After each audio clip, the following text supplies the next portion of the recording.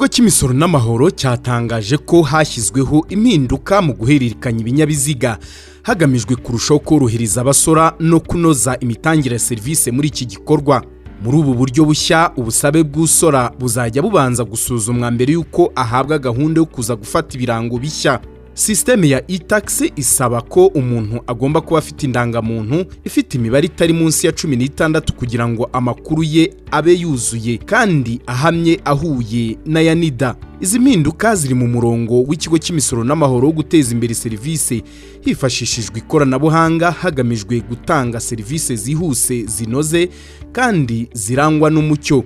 Muri iki kiganiro tugiye kwibanda ku mpinduka zigaragara muri gahunda yo guhererekanya ibinyabiziga, impamvu hashyizweho izo mpinduka ndetse n'uruhare zizagira mu kunoza imitangire ya serivisi zijyanye n'ibinyabiziga.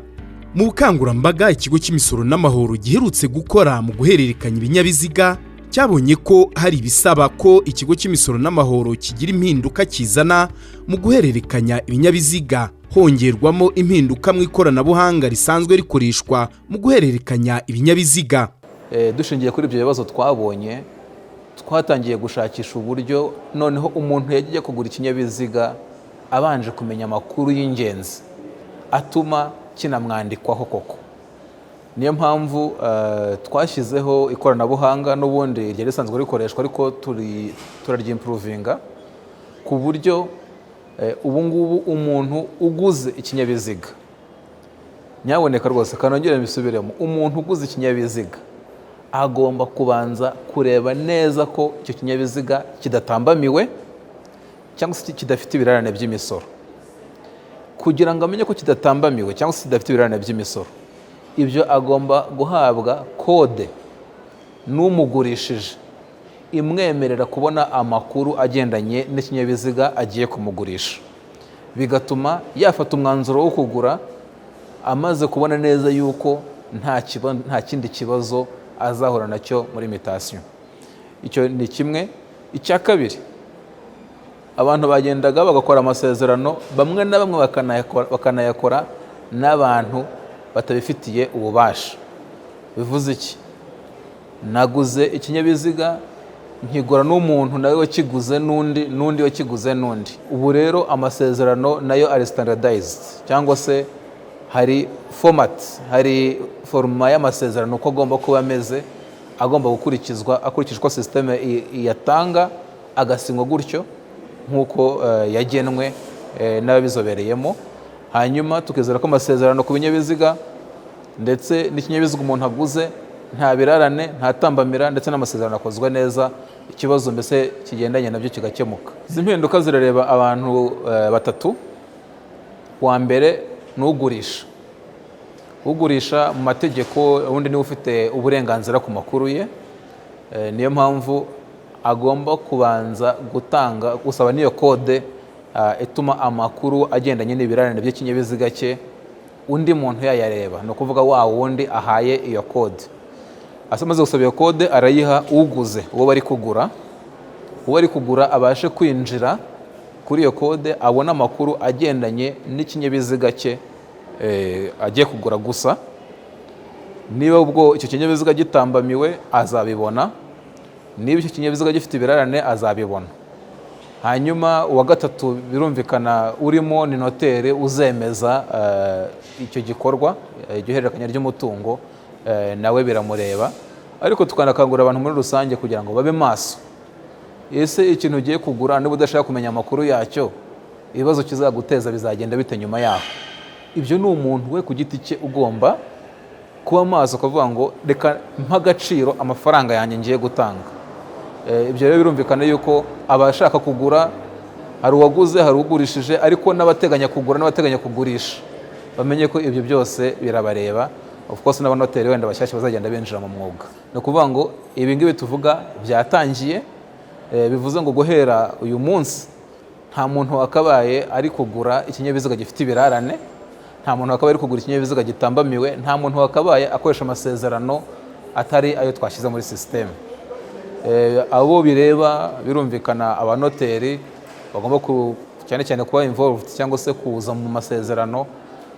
Twamaze guhura nabo, icyo gukora barakizi, ahasigaye ni hahandi hugura n'ugurisha ubushake bagomba kugaragaza, umwe ahesha agaciro amafaranga ye agiye gutanga, undi nawe avuga ngo reka nkore ibyo nsabwa kugira ngo Mutation ikinyabiziga kizamveho kijye kukiguza.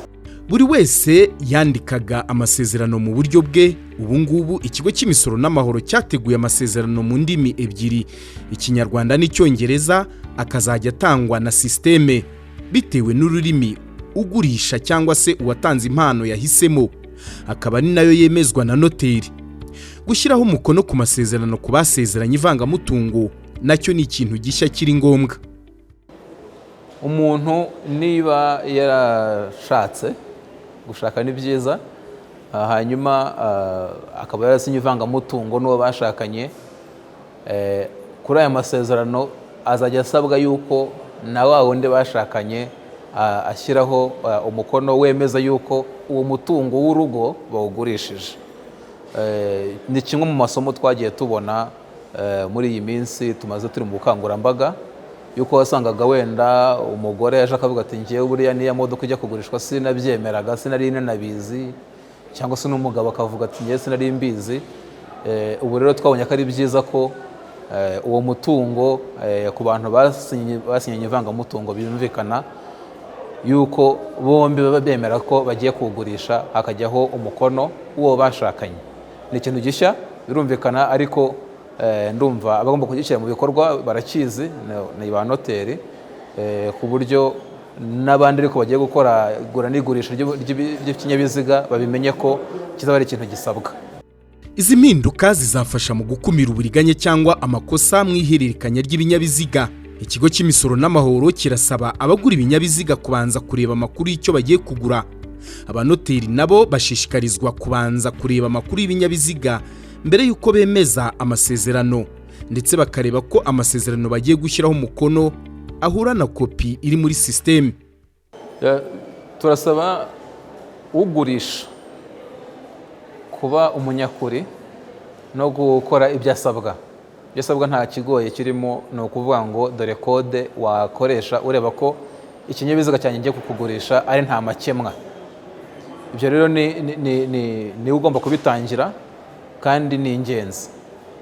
Uwa kabiri ni umuntu ugiye kugura, ugiye gutanga amafaranga yawe, banza urebe ko icyo ugiye kugura ari nta makemwa, nta kibazo. Ubone iyo kode urebe niba nta birarane, niba nta tambamira. Uwa gatatu birumvikana dusaba ni noteri, ni ukureba rwose neza ko akazi gakorwa neza. Akazi gasanzwe gakorwa n'ubusanzwe, ariko noneho kagakorwa neza kunoza ibyo twari dusanzwe dukora, kugira ngo ibibazo byagiye bigaragara, ubuhemu n'ibindi byose tuse n'ababishyiraho iherezo, ariko twese tubifatanyije. Inyandiko z'ingenzi zisabwa muri ubu buryo bushya ni amasezerano y'ubugure cyangwa amasezerano y'impano. Ubu wagurishije cyangwa uwatanze impano arajya ayakura muri systeme isabirwamo ihererekanya. Hari kandi impapuro z'ubwishingizi.